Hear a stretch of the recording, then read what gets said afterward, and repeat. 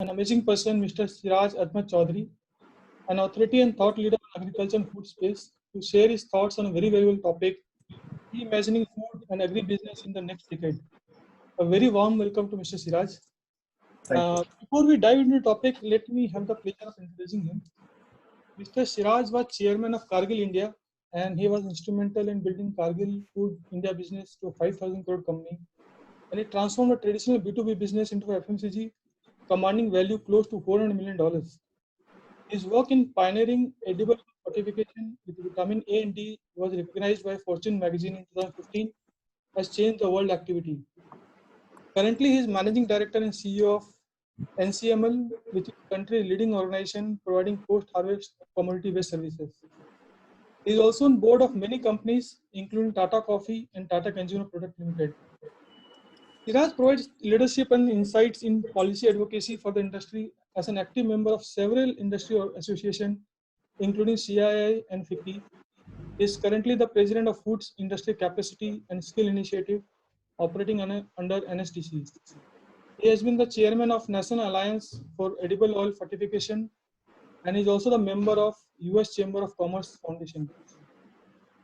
Besides business, he is also actively involved in supporting social issues focusing on food and nutrition. He is founder member of India Food Banking Network, which has set up a chain of food banks in the country. So a very, very warm welcome, Mr. Siraj. Thank you. And to host today's talks and to pick Mr. Siraj's mind, we have our own founder member, Rakesh Sony, with us. Rakesh Sony has extensive experience in investment banking and private equity space and has led teams at Motilal Oswal and Proterra Investment Partners. He joined Tata Global Beverages, which is now Tata Consumer Products, as their global head strategy and M&A. So today we have a wonderful conversation today, Rakesh and Mr. Siraj. So over to you, Rakesh. Thank you. Thank you very much, Pankaj, first of all. And I think before we delve into the topic and pick up the mind from Siraj, let me just give you a little insight about my interactions with Siraj.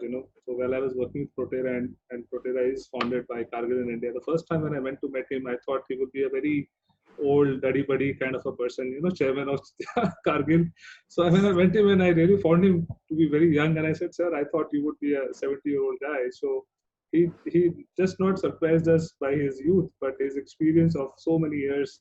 And I think he's an encyclopedia on food, and that's what we're gonna experience in the next few, I would say, about an hour or so. So before I get into discussion with Siraj, I think just to give you a perspective, we talk about food and agri, and food and agri is part of everybody's life. We all live. We can't live without food, actually. And if you look at just certain facts, and which are very, very fascinating, food is a 30 lakh crore industry. I think from an industry perspective, probably the largest industry in India. And it's been obviously growing as the population of this country grow. And how will the sector grow in the next 10 years? What will happen? What kind of disruptions will happen? All of that we would be discussing with Siraj in this conversation. So Siraj, before we deep dive into how do we reimagine this sector, my first question to you would be, let's go back in history, and if you could just share with us the evolution of this industry in India and where we were and where we are. I think will be a good starting point. Over to you, Siraj. Thanks. Thank you for that very flattering introduction, and thank you, Rakesh, for sharing your insights. My favorite line is that I say that agriculture in India has actually been a tripartite relationship between God, government, and the farmer. And so it has historically been dependent on God's benevolence with respect to weather, because 70% of India's agriculture is still rain dependent. Government, because they have typically been very closely involved with agriculture, and the farmer, poor guy, toils in the field to produce. And there's this specific Hindi word which actually interchangeably applies to all three of them, which is Annadata. And that kind of says where agriculture has been in India and how it has been run. But that is, how it was, and it is changing. I would take you back to a time when we were a food scarce country, and today it's a matter of great pride that India is one of the few countries in the world which is actually food self-sufficient in most categories, except for perhaps edible oils. But this has followed a pattern, and this pattern worked, and this pattern stopped working, and it'd be good to keep track of that. See, essentially, when we came in with the Green Revolution in the middle 60s, we were a food deficit country, and we deployed technology to increase productivity, provided a lot of incentive for the farmers to produce paddy and wheat, and that helped us to overcome that food shortage. But how did that happen? The government actually not only worked on the farmer with technology and everything else, but it also created a procurement organization, which was the Food Corporation of India, and channelized that food into the public distribution system through the then existing, then sort of functioning PDS, which meant that there was a closed loop of producer, procurer, and consumer. And that was what was called the Green Revolution. Then we had what is called the White Revolution, which was when India was significantly deficit in milk.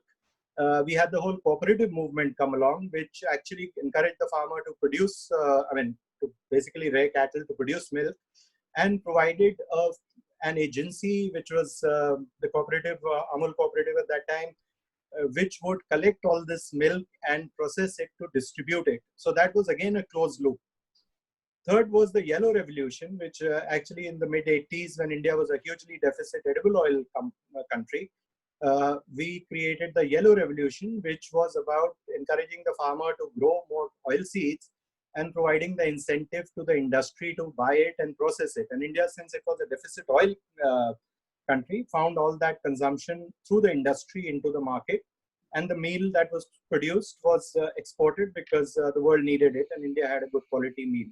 So all these three are what I would call success stories of where a combination of linking the producer to the market was created, in the first case by the government, the second case by cooperative and the market forces, and the third was about government, industry, and the market forces.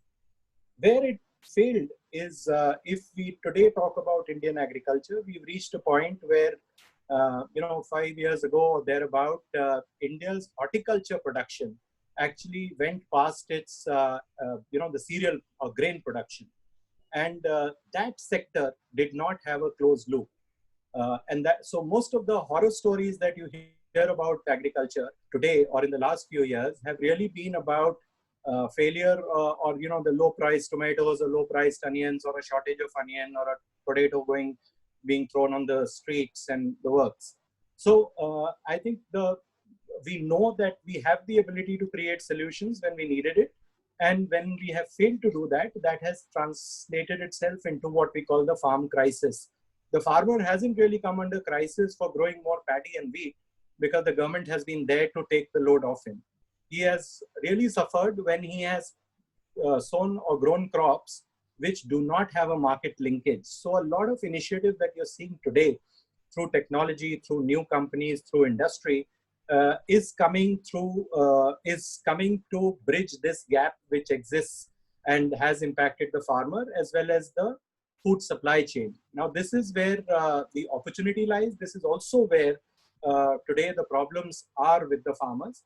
But I'm hopeful that given the way things are, and obviously with the change, as the economy has grown, the dietary composition also has changed, and therefore the need and demand for products other than wheat and rice has obviously gone up significantly. So we see a change. It has taken time to happen, and it has taken time purely because agriculture is very closely linked to politics in every country, and more so in a democracy. And therefore, government actions on that have been slow, and I'm sure down the line in this conversation we'll be talking about it.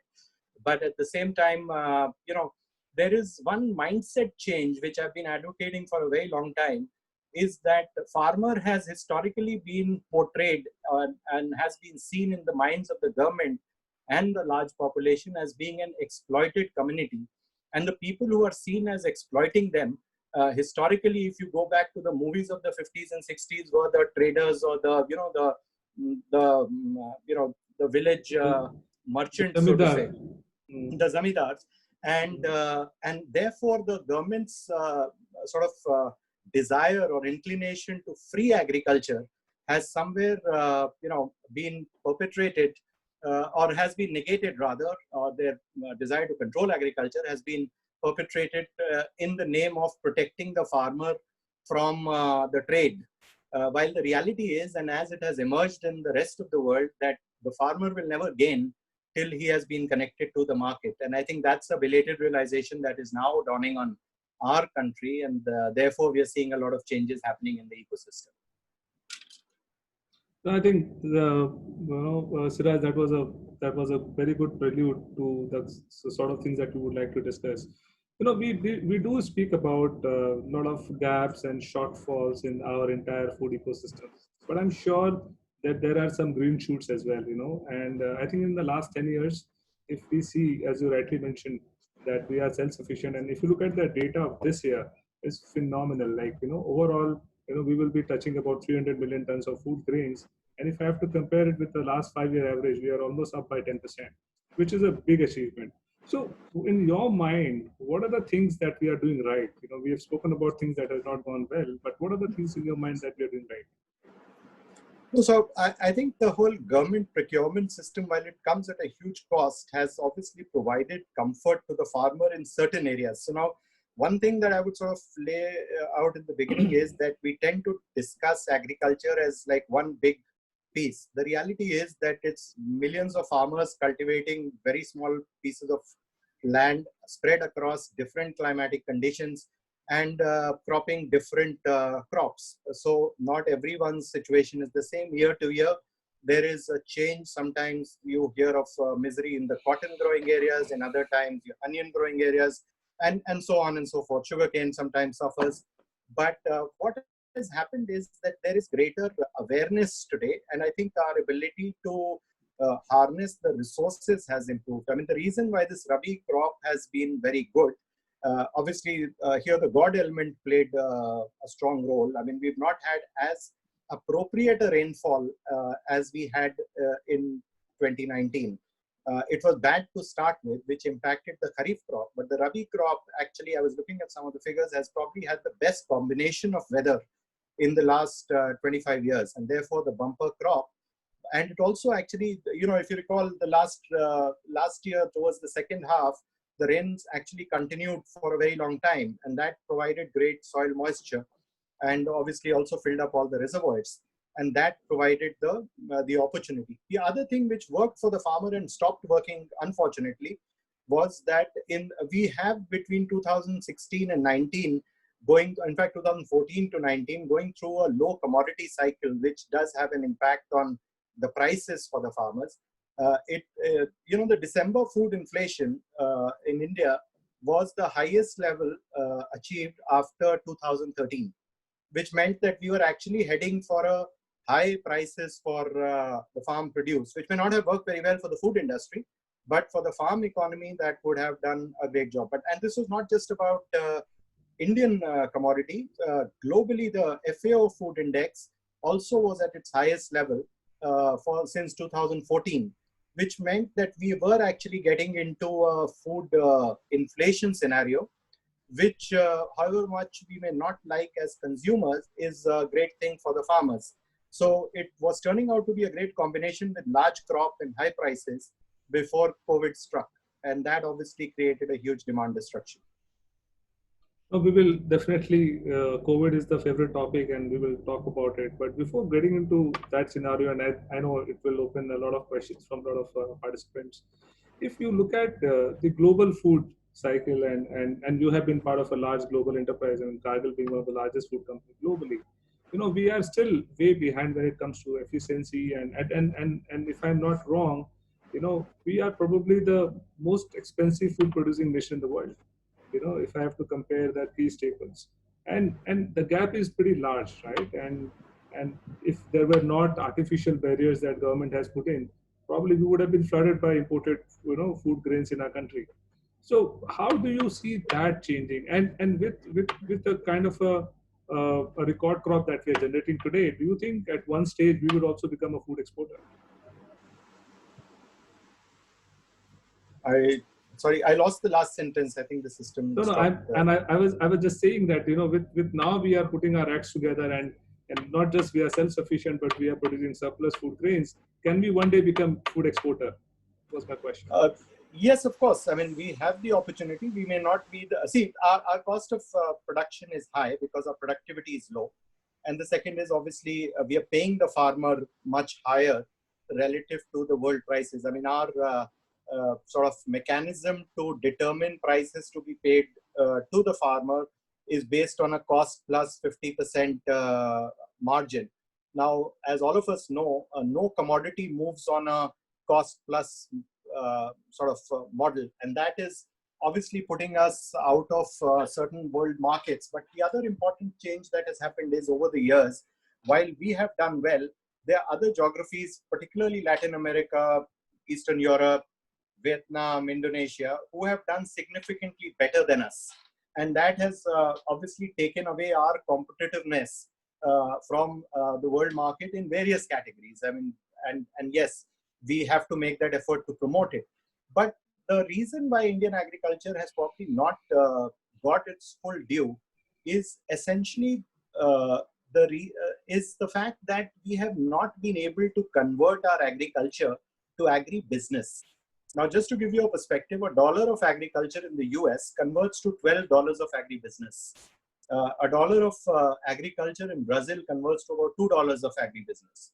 $1 of agriculture in India converts to $1.1 of agri-business, which really means, and that also most of it is pre-harvest, which means all the fertilizer and everything else. So which means that that chain of conversion of agriculture to agri-business, which actually creates a whole lot of economic value as well as the whole employment and conversion of agriculture to food, that process has been very slow in India. I mean, if you look at it, our consumption of food, a large part of our cereals are still being procured by the government, which means that there is no conversion of agriculture to agri-business there. A large part of our food, agriculture production is consumed directly by the farmer. So at his sort of home consumption, so to say. So that is no conversion.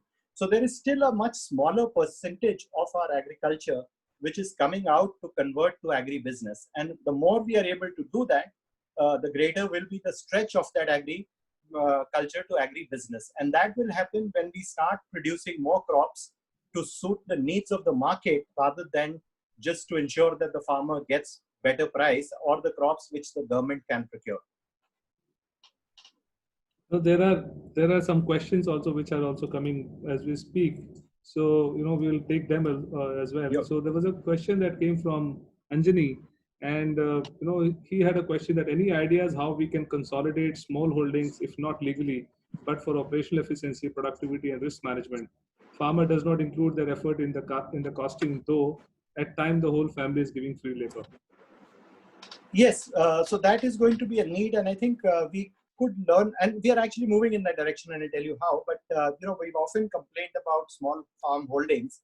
The reality is that the farm holding in China are even smaller than ours, and they've done a significantly better job in terms of their agriculture. The solution for it is really about what we are now addressing. The government is laying a lot of emphasis on that, is this whole farmer-producer organizations that are being created and being incentivized to be created. The reality today for the farmer is, and this is where the problem arises, is that the farmer is a retail buyer of everything that he needs, and he's a wholesale seller of everything that he sells. All of us are businessmen, and we know that this is an equation which never works. Right? Yeah, so I think very, very interesting insight. Moving on this whole, making it more, in terms of real and today. COVID has been, a huge disruptor, and I think one of the sectors that we've all seen being disrupted completely, and I have seen it in my world, which is more front end, is food. So one your reaction and your views and if you could share, because you are part of the back end, as I said, is what is being disrupted, and then the government reaction about the reforms. We'll talk about it also separately. First is your take on the disruption that has happened on the back end and how it will have a long-term impact on the overall food ecosystem. Okay, the few things that are very visible that have happened is that we have seen a migration of labor back to where they came from. The second thing that we've seen is that the government has been the biggest supporter of the farmer at this point of time. The government also has been the biggest supporter of the rural consumer at this point of time. Because the two activities that they did of procuring wheat in the shortest possible time, despite COVID, and the whole mechanism that was set up in Punjab, Haryana, states of Madhya Pradesh and everywhere else, that allowed that 39 or 38 point whatever million tons of wheat to be procured in actually a season which had been shortened by more than a month, was something which was great. And it was great also because that actually put a lot of money in the hands of the farmer, because this was real cash that was coming in for exchange of his crop. The second is that, for all the years that we've been cursing FCI, this was perhaps that one moment where holding those humongous stocks of grains actually helped save the government, as well as provide grain to a large population, which otherwise could have been left fending for itself. Now, with that happened, what is next is that with all this labor migrating, you have a dichotomy where there are states where there is huge availability of labor, which actually brings down the cost of labor, which is not necessarily good for the individual, but the cost of labor goes down. And there is another set of states where there is a big shortage of labor, shortage of agriculture labor. And so today you have a case of the paddy farmer in Punjab who is dying to sow paddy, knowing fully well that there will be a government to procure it from him, is having to actually promise the moon to the farmers to get them back to the labor, to get them back to Punjab and Haryana. Now, and similar fate actually awaits what I would call the exotic crops, which is really the fruits and vegetables, which are all part of Maharashtra, Karnataka, the South Indian peninsula. And the challenge there is going to be that what is going to be lost in this is the progress to a certain extent that we had made in diversifying agriculture. So if you look at the projections for Kharif, there is huge increase in planting year on year at this time of the year, but most of it is going into grain. And what is getting affected is really the fruits and vegetables for two reasons. One is that they all require large quantity or number of labor for harvesting, because these all have to be picked. And the second is, so that's the supply side problem. The demand side, obviously, consumption of fruits and vegetables is linked to the growth in economy. So any slowing down of economy has resulted in lower consumption of these sort of products. What it is doing is that, and given the disrupted supply chain, it has actually created high cost for the grower as well as low price for them, while it has actually increased the price for the consumer. So it is actually hurting on both sides. And that is something that we need to be watching out for, at least in the next 1 or 2 years. The farmer will be more inclined to produce what he is aware that the government may procure. That's an interesting insight. So taking that argument forward, and I think you mentioned about the reaction of the government was very prompt, and I think this is one of the sectors that they really did well, and I think I completely agree with you. They also announced a big scheme, Atmanirbhar India, and they spoke about creating a fund of about 1 lakh crore, and where the money would be invested in the entire infrastructure for agriculture and food. So, I mean, we are all finance guys, we are all business people, and we would like to understand, where, are the opportunities that you see that will get created, because 100,000 crore to be invested in just the infrastructure is a big number. And what are the segments that you think where this investment should go in? So it is actually gradually rolling out. The whole idea is to create rural infrastructure, which actually serves two purposes. It helps to engage all the population that has migrated back to these areas, which are largely agri areas. I mean, the big agri states in India are still the UP, Bihar, Punjab, Haryana, and the North Indian side. And the second is that it is actually, my view is that a lot of it will go towards creating facilities like warehousing, cold storages, funding FPOs, local level processing units, the basic processing that happens for whether it's wheat or corn or pulses. So those are the areas, and this will actually should encourage the priority sector lending actually, which is what the intent of the government is. If I take a very 30,000 feet view of this whole thing, I think this is a correction which of a historical wrong. I mean, if you look at Indian economy, it moved from, most economies typically move from agriculture to industry to services. We moved from agriculture to services.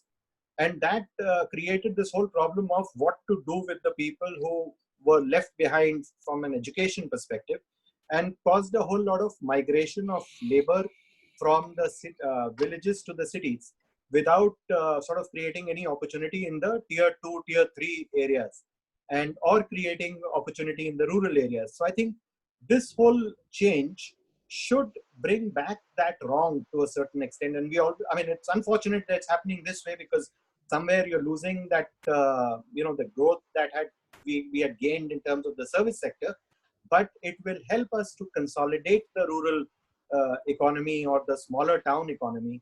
And if it really works well, then that should put us on a longer term, more stabilized platform. I think that's a very interesting thing. One of the other topics and people would like to understand is that we talk about ag tech technology, artificial intelligence, and again people say that the disruption that we've all planned would happen in the next 4-5 years has actually happened in the last 3 months. And we obviously are facing or experiencing that in the front end, but on the back end as well. Your take on how EdTech has helped the industry and can help it further.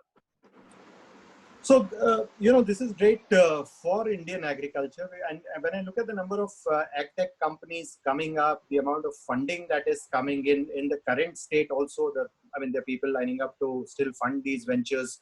It is a sign really saying that, most of the agtech, so most of these startups are actually solution providers to pre-existing problems, leveraging technology. So agriculture obviously has been a problem area, and this is where and where has it been the problem? The biggest problem has been in the unpredictability associated with the whole occupation, so to say, from the soil to the weather to the pest management to the fertilizer usage to water availability to the market access and the market prices. So in each of these areas, if you notice, if you look at the top 30 or 35 startups in the agtech space, they are all addressing one area or the other, leveraging technology. So whether it is about mapping soil, whether it is about precision agriculture in terms of usage of inputs, because so far our inputs were used fairly indiscriminately because fertilizers were subsidized and wrong usage of fertilizer. Similarly, the application of all the soil nutrients or the pesticides, the herbicides, and then connecting the produce to the market. An interesting change that happened due to COVID was that the farmer grudgingly began to trust these private buyers, because when there was no access to the mandi, and here was someone who came up to them and said that, you give me your stuff and I will take it to the market, I will aggregate it for you. Because at the end of the day, mandis were also the locations for aggregation. And some of these agtechs have done a good job in aggregating the produce, taking it. You've heard cases in Mumbai where the farmers were directly bringing their produce to the corporate, the housing societies and stuff like that. So the farmer has actually seen a glimpse of what can be different in his access to the market. And that has been linked by technology. Similarly, on the back end, there is a lot more awareness about what he can use, what quality of inputs he can get, where can he get them from. And I hope it turns out positive is that one of the challenges for Indian agriculture was the fact that the average age of the farmer was going up. So it is like, the average age of the farmer today is about 50 years. And which is not because the farmer is growing older, which he is, of course, but the younger generation of his family is not coming into agriculture. And that with this change of reverse migration and a lot of younger crowd going back to the village should help accelerate the acceptance of technology and understanding of the benefits from technology, which an older farmer would have found difficult to agree to, we would still have been in the comfort of sitting in the lap of an adatya or a commission agent. And I think that is a big mindset change that may just emerge. But it's early to say that it will certainly happen, because a lot of this will depend on how well the new companies, the startups, the ag tech companies are able to retain that trust that the farmer has just taken baby steps to repose in them.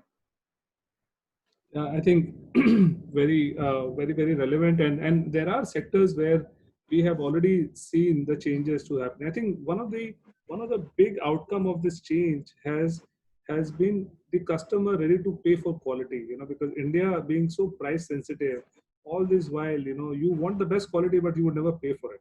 And I think because of COVID, one change that we have seen is that people are willing to pay price, and hence the farmer or the producer is also being incentivized to produce better quality than they were doing in the past. We spoke about commission agent, we spoke about how it can be disrupted, and then suddenly we see one fine day that the Essential Commodity Act has been changed, and now the farmer is allowed to go and sell it to sell it directly to the consumer. And somewhere we're saying that it is not important for you to go to APMC. So your views about that, because it's a big change. People are talking about calling it as like a 1991 event for the agriculture industry. But do you really think it is such a huge step, when it comes to agriculture and food in this country? It is a big step if it is done right. I think what has happened is to say that, okay, we have opened up the lock, right? But opening up the lock does not mean that everything inside is going to be great or will turn out right. The reality is that a large part of agriculture produce in this country was still sold outside the mandi by the farmer on their connect with the trade. But what it has done is that it has actually opened up an option, which is saying that anyone who's not a trader or typical grain trader, or anyone who does not have an APMC license, also now has access to the farmers.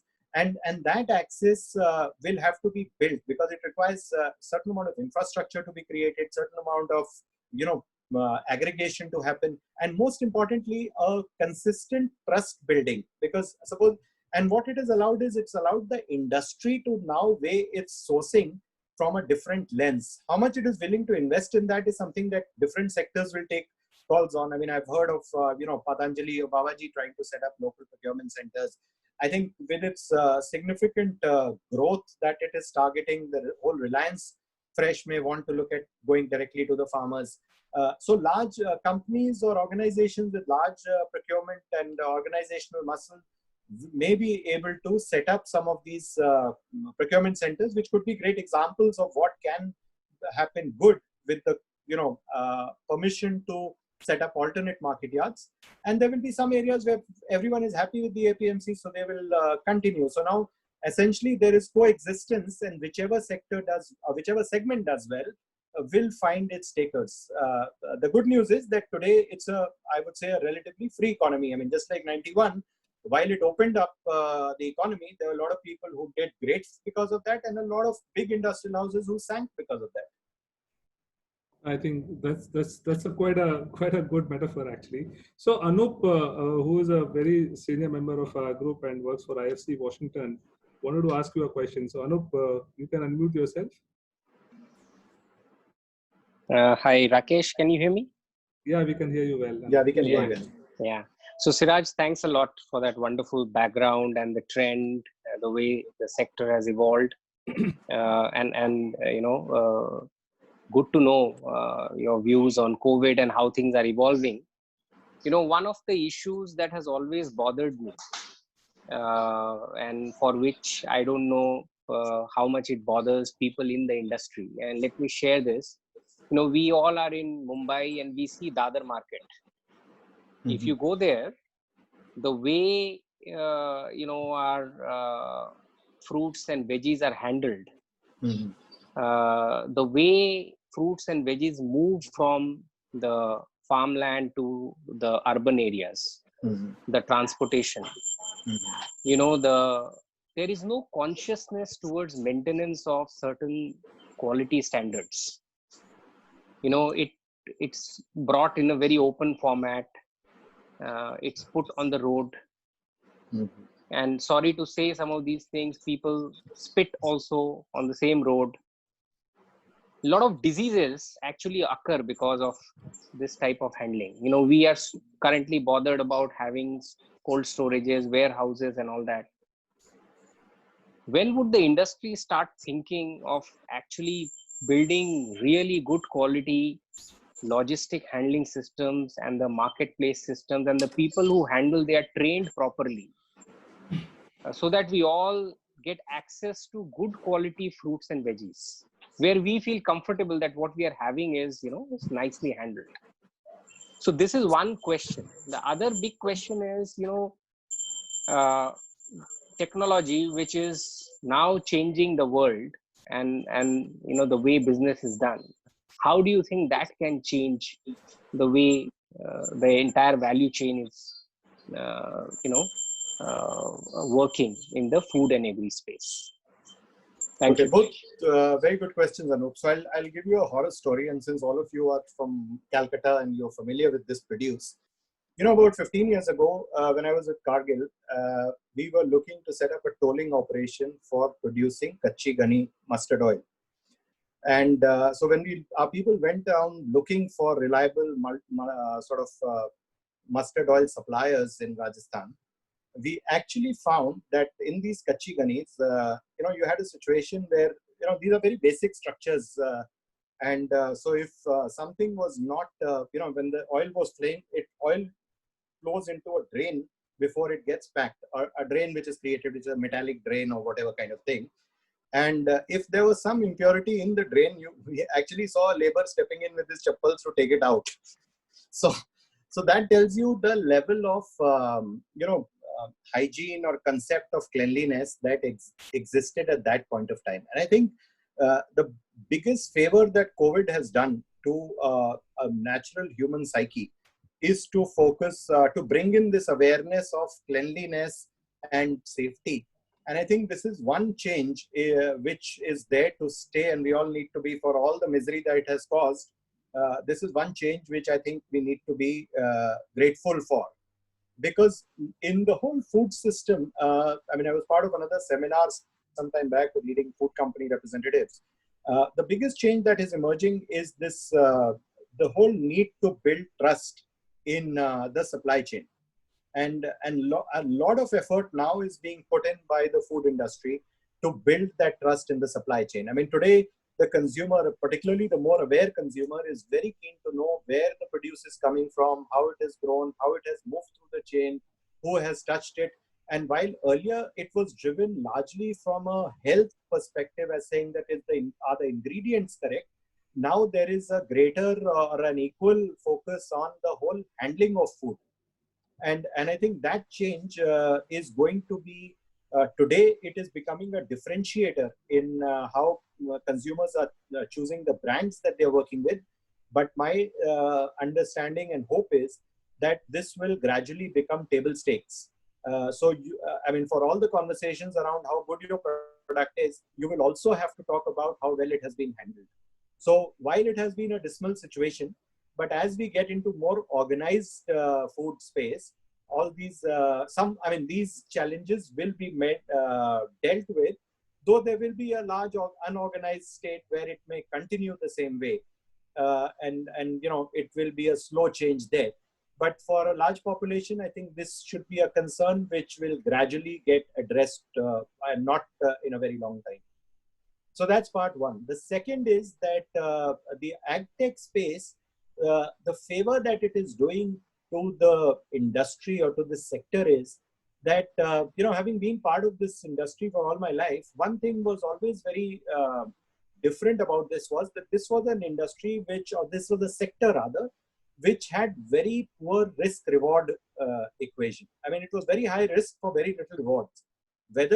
And these are essentially all very low margin businesses. So, and all the brick and mortar companies or the large houses that were part of this sector were obviously being run on the P&L concept, which is essentially saying that, okay, I will spend only that which I can earn back and therefore create a profit in whatever I'm doing. With this whole agtech space, you are actually finding that little window where people are investing without really looking at the rewards in the short term. I mean, and valuation has become a consideration, and which is based on how much access you've created to the farmers, to the consumer, to the market. And the real change, actually, the daring changes or the changes which require a certain cost to make them happen, is today being paid by the various investors into these spaces. But in the end, once they set the sort of benchmarks, everyone will fall around it and come around to it. And therefore, apart from everything else that this sector is, the AgTech sector is doing, I think it will help to raise the bar on how business is done in this sector. So Siraj, that point Yeah, leads thank you, Siraj. leads to two questions, and these are the kind of questions that are coming from people. One is that will it lead to food inflation? Because today we are used to buying products at a very low price, in some sense, and with all this coming in, and this is all will also. What are the challenges? Why are we lacking? Okay, so so I am having worked for Cargill for so long, I am not a